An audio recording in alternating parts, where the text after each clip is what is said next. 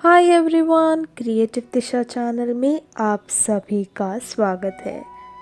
आज के वीडियो में हम बात करेंगे 4 दिसंबर और 5 दिसंबर के करंट अफेयर्स के बारे में। तो चलिए शुरू करते हैं और सबसे पहला क्वेश्चन देखते हैं। विमेन एंटरप्रेन्योरशिप को बढ़ावा देने के लिए सिकोया इंडिया ने किसके साथ साझेदारी की है? तो दोस्तों, इसका आंसर है नीति आयोग। वुमेन एंटरप्रेन्योरशिप को बढ़ावा देने के लिए सिकोया इंडिया ने नीति आयोग के वुमेन एंटरप्रेन्योरशिप प्लेटफॉर्म के साथ साझेदारी की है। सिकोया इंडिया वुमेन एंटरप्रेन्योर्स के लिए भारत और साउथ ईस्ट एशिया में सिकोया स्पार्क से नाम के कार्यक्रम चलाती है। चलिए आगे बढ़ते हैं और अगला क्वेश्चन देखते हैं। किस कंपनी की चेयरपर्सन रोशनी नाडर मल्होत्रा सबसे अमीर भारतीय महिला है? तो दोस्तों, इसका आंसर है HCL टेक्नोलॉजीज। कोटक वेल्थ के सहयोग से हुरुन इंडिया के मुताबिक HCL टेक्नोलॉजीज कंपनी की चेयरपर्सन रोशनी नाडर मल्होत्रा सबसे अमीर भारतीय महिला है। हुरुन इंडिया के द्वारा 100 सबसे अमीर भारतीय महिलाओं की लिस्ट में शामिल महिलाओं की कुल संपत्ति 2.72 लाख करोड़ रुपए है, जबकि रोशनी नाडर मल्होत्रा की कुल संपत्ति 54.8 हजार करोड़ रुपए है। चलिए आगे बढ़ते हैं और अगला क्वेश्चन देखते हैं। आंध्र प्रदेश के शरद चंद्र कॉलेज के आर्ट एंड ह्यूमैनिटीज डिपार्टमेंट का नाम किस एक्टर के नाम पर रखा गया है? तो दोस्तों, इसका आंसर है सोनू सूद। बॉलीवुड के एक्टर सोनू सूद के नाम पर आंध्र प्रदेश के शरद चंद्र कॉलेज के आर्ट एंड ह्यूमैनिटीज डिपार्टमेंट का नाम रखा गया है। पिछले 9 महीनों के दौरान सोनू को जितना प्यार और सम्मान पूरे देश से मिला है, उसके बाद कॉलेज ने यह कदम उठाया है। चलिए आगे बढ़ते हैं और अगला क्वेश्चन देखते हैं। हाल ही में किस कंपनी के मालिक महाशय धर्मपाल गुलाटी का निधन हो गया है? तो दोस्तों, इसका आंसर है MDH। हाल ही में MDH कंपनी के मालिक महाशय धर्मपाल गुलाटी जी का निधन हो गया है। दादाजी मसाला किंग, किंग ऑफ स्पाइसेस और महाशय जी के नाम से वे मशहूर थे। मसाले का कारोबार धीरे धीरे इतना फैलता गया कि धर्मपाल गुलाटी अपने उत्पादों का ऐड खुद ही करते थे। चलिए आगे बढ़ते हैं और अगला क्वेश्चन देखते हैं। हाल ही में किसने देश भर के सभी थानों और सभी जांच एजेंसियों के दफ्तरों में CCTV लगाने का निर्देश जारी किया है? तो दोस्तों, इसका आंसर है सुप्रीम कोर्ट। सुप्रीम कोर्ट ने हाल ही में देश भर के सभी थानों और सभी जांच एजेंसियों के दफ्तरों में CCTV लगाने का निर्देश जारी किया है। सुप्रीम कोर्ट ने कहा कि नारकोटिक्स कंट्रोल ब्यूरो, राजस्व इंटेलिजेंस विभाग और गंभीर धोखाधड़ी जांच कार्यालय समेत ज़्यादातर जांच एजेंसियां अपने दफ्तरों में पूछताछ करती हैं और इसी के चलते वहां CCTV लगाने का निर्देश जारी किया गया है। चलिए आगे बढ़ते हैं और अगला क्वेश्चन देखते हैं। 4 दिसंबर को पूरे भारत में कौन सा दिवस मनाया जाता है? तो दोस्तों, इसका आंसर है भारतीय नौसेना दिवस। 4 दिसंबर को पूरे भारत में भारतीय नौसेना दिवस या इंडियन नेवी डे मनाया जाता है। देश में भारतीय नौसेना की उपलब्धियों और भूमिका को पहचानने के लिए भारत में हर साल 4 दिसंबर को नौसेना दिवस मनाया जाता है। चलिए आगे बढ़ते हैं और अगला क्वेश्चन देखते हैं। फॉर्च्यून इंडिया के द्वारा जारी देश की 500 दिग्गज कंपनियों की लिस्ट में कौन सी कंपनी पहले स्थान पर रही है? तो दोस्तों, इसका आंसर है Reliance industries limited. Fortune India के द्वारा जारी देश की 500 दिग्गज कंपनियों की लिस्ट में रिलायंस इंडस्ट्रीज लिमिटेड पहले स्थान पर रही है, जबकि भारत की सबसे बड़ी तेल कंपनी इंडियन ऑयल कॉरपोरेशन दूसरे स्थान पर रही है। उसके बाद oil and natural gas corporation का स्थान है। चलिए आगे बढ़ते हैं और अगला क्वेश्चन देखते हैं। किस देश के टेनिस खिलाड़ी एनरिक लोपेज पर मैच फिक्स करने के आरोप में 8 साल का प्रतिबंध लगाया गया है? तो दोस्तों, इसका आंसर है स्पेन। स्पेन के स्टार टेनिस खिलाड़ी एनरिक लोपेज पर 2017 में मैच फिक्स करने के आरोप में 8 साल का प्रतिबंध लगाया गया है। वे कोई भी आधिकारिक टूर्नामेंट नहीं खेल सकेंगे। उन पर $25,000 का जुर्माना भी लगाया गया है। वे वर्ष 2018 में कैरियर की सर्वश्रेष्ठ 154वीं रैंक तक पहुंचे थे, लेकिन कभी किसी ग्रैंड स्लैम के मुख्य ड्रॉ में जगह नहीं बना पाए। चलिए आगे बढ़ते हैं और अगला क्वेश्चन देखते हैं। कौन सा खिलाड़ी चैंपियंस लीग में हैट्रिक बनाने वाला सबसे उम्रदराज प्लेयर बन गया है? तो दोस्तों, इसका आंसर है ओलिवर गिरॉड।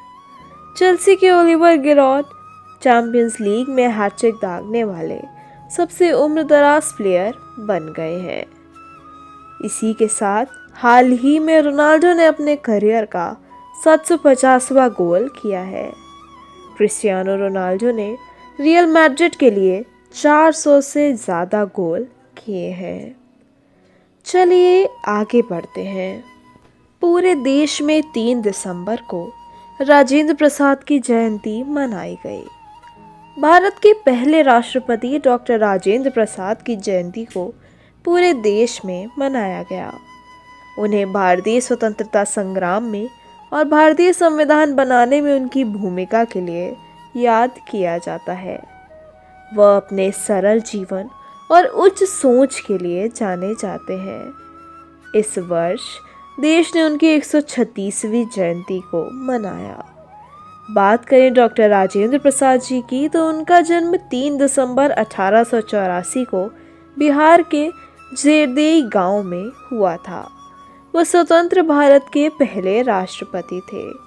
1911 में वे भारतीय राष्ट्रीय कांग्रेस में शामिल हुए। वह बिहारी छात्र सम्मेलन के भी संस्थापक थे। उन्होंने 1920 में भारत के राष्ट्रीय आंदोलन में सक्रिय रूप से भाग लेने के लिए अपने कानून के पेशे को छोड़ दिया था।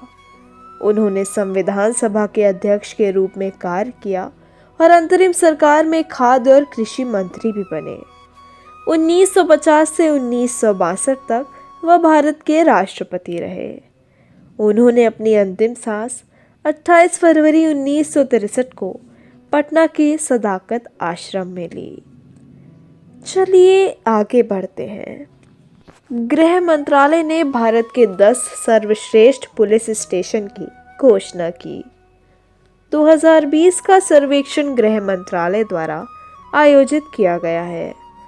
देश के शीर्ष 10 पुलिस स्टेशन को विभिन्न मापदंडों पर कुल 16,671 पुलिस स्टेशनों में से चुना गया। मणिपुर के थौबल जिले में नोंगपोक सीकमाई पुलिस स्टेशन को देश के सर्वश्रेष्ठ पुलिस स्टेशन के रूप में चुना गया है। 2020 के लिए भारत के शीर्ष 10 पुलिस स्टेशन हैं: AWPS सुरमंगलम तमिलनाडु, खरसांग अरुणाचल प्रदेश, झिलमिल छत्तीसगढ़, सुंगम गोवा, कालीघाट अंडमान और निकोबार द्वीप समूह, पाक्योंग सिक्किम, कांठ उत्तर प्रदेश, खानवेल दादरा और नगर हवेली और जम्मीकुंटा टाउन तेलंगाना। चलिए आगे बढ़ते हैं और अगला क्वेश्चन देखते हैं। किसने वैश्विक शिक्षक पुरस्कार 2020 जीता? तो दोस्तों, इसका आंसर है रंजीत सिंह डिसले। सोलापुर महाराष्ट्र के रंजीत सिंह डिसले ने $1 मिलियन का वैश्विक शिक्षक पुरस्कार 2020 जीता है। भारत में लड़कियों की शिक्षा और क्विक रिस्पांस कोडित पाठ्य पुस्तक क्रांति को बढ़ावा देने में उनके योगदान के लिए रंजीत सिंह डिसले को यह पुरस्कार दिया गया है। उनका स्कूल QR कोड लागू करने वाला महाराष्ट्र में पहला स्कूल बना है। मानव संसाधन विकास मंत्रालय ने 2018 में तब राष्ट्रीय शिक्षा अनुसंधान और प्रशिक्षण परिषद की सभी पाठ्य पुस्तकों के लिए QR कोड लाया। उन्होंने अपनी पुरस्कार राशि का 50% अपने साथी फाइनलिस्ट के साथ साझा करने की घोषणा की है। वह अपनी पुरस्कार राशि साझा करने वाले पहले विजेता होंगे। वह let's cross the borders project के माध्यम से संघर्ष क्षेत्रों में लोगों को जोड़ने के लिए भी काम कर रहे हैं। वे दुनिया भर के स्कूलों के छात्रों के लिए माइक्रोसॉफ्ट एजुकेटर कम्युनिटी प्लेटफॉर्म का भी उपयोग करते हैं। वैश्विक शिक्षक पुरस्कार प्रतिवर्ष दिया जाता है और इसकी स्थापना 2014 में वर्की फाउंडेशन द्वारा की गई थी। Sunny Varkey global teacher prize के संस्थापक हैं। वह भारतीय शिक्षा परोपकारी हैं।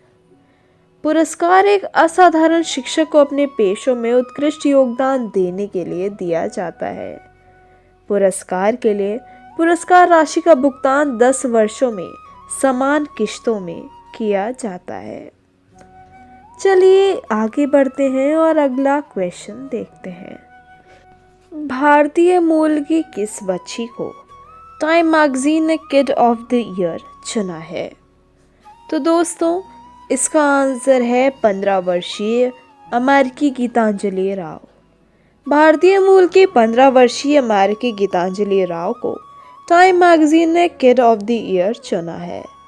टाइम मैगजीन ने गीतांजलि को साइंटिस्ट और इन्वेंटर बताया है। मैगजीन ने पहली बार इस कैटेगरी में किसी को चुना है।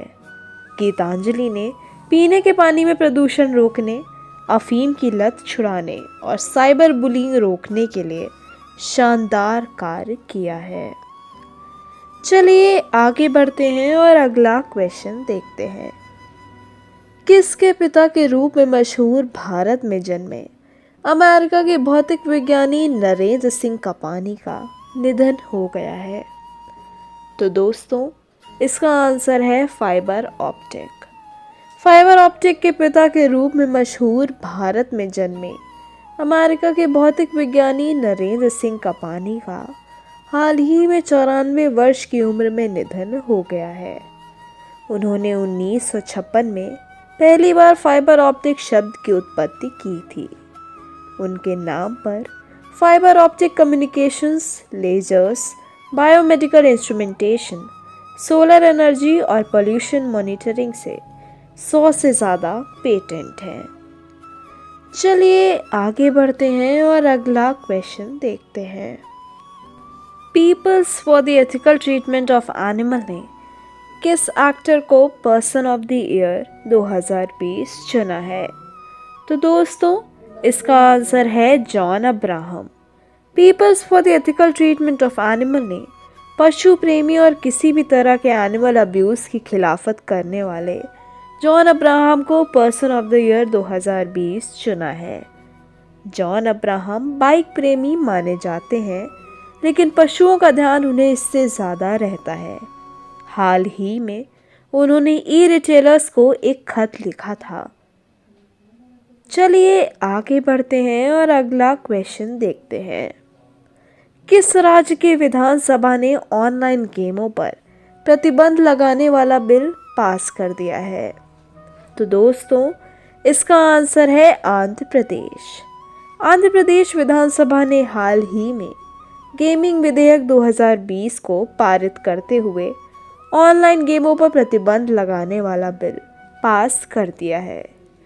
इस गेमिंग विधेयक 2020 में संशोधन के पीछे मुख्य उद्देश्य राज्य में मनी लॉन्ड्रिंग और धोखाधड़ी जैसे संगठित अपराधों पर अंकुश लगाना है।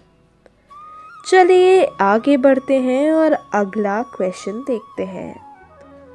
किसके द्वारा शुरू की गई सहकार प्रज्ञा पहल का केंद्रीय कृषि मंत्री नरेंद्र सिंह तोमर ने हाल ही में अनावरण किया है?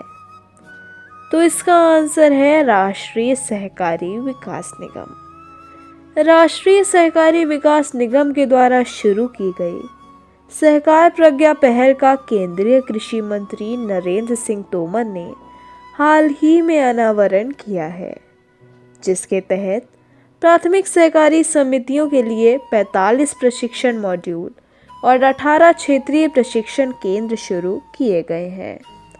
इस पहल का उद्देश्य ज्ञान प्रदान करने के साथ साथ संगठनात्मक कौशल प्रदान करना है।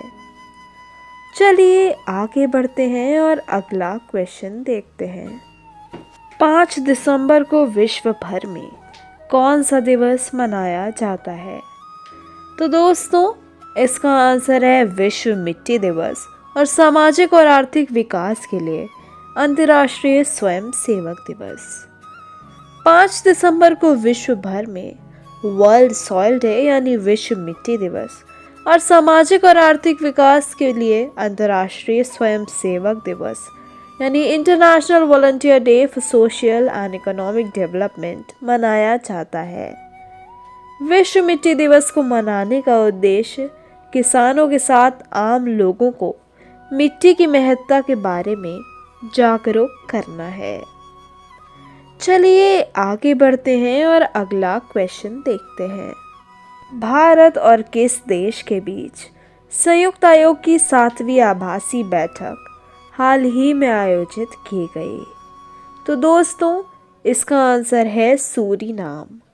भारत और सूरीनाम के बीच संयुक्त आयोग की 7वीं आभासी बैठक हाल ही में आयोजित की गई। इस बैठक के दौरान मंत्रियों ने व्यापार और निवेश के क्षेत्र में भारत और सूरीनाम के संबंधों को नई गति देने की पुष्टि की है। साथ ही दोनों देशों के बीच विभिन्न पाइपलाइन परियोजनाओं पर भी चर्चा हुई। चलिए आगे बढ़ते हैं और आज का आखिरी क्वेश्चन देखते हैं। भारत और किस देश के बीच हाल ही में बौद्धिक संपदा परीक्षा और संरक्षण के लिए समझौता ज्ञापन पर हस्ताक्षर हुए हैं? तो दोस्तों, इसका आंसर है अमेरिका।